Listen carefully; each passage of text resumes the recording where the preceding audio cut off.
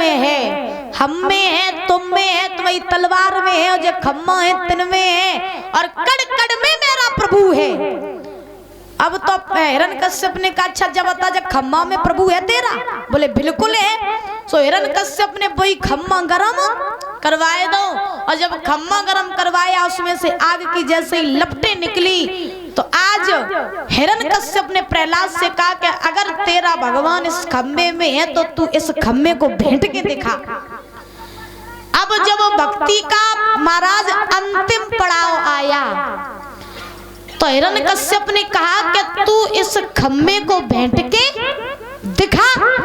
तो अब छोटे से बालक थे, तो जब खम्भे वो आग की लपटें देखी तो प्रहलाद जी घबराने लगे, और जब प्रहलाद जी घबराने लगे तो परीक्षित महाराज भगवान समझ गए कि अब मेरा भक्त अंतिम पड़ाव में आकर के डगमगा रहा है, और अगर मेरा भक्त अंतिम पड़ाव में आकर के डगमगा गया तो फिर मेरा नाम झूठा पड़ जाएगा।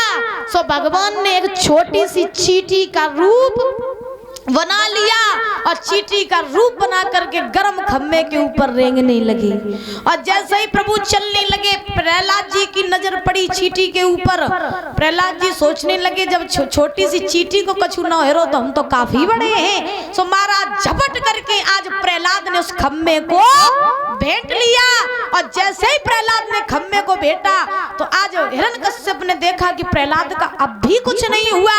सो हिरण्यकश्यप ने तलवार निकाली, और जैसे ही तलवार निकाली तैसे ही खम्भे में मारी। सो प्रहलाद जी तो दूर हट गए, खम्भा टूट करके गिर गया, उसमें से महाराज नरसिंह भगवान प्रकट हो गए। बोले नरसिंह भगवान की।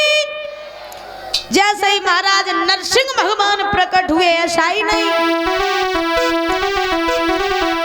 अरे खम्भा फार नरसिंह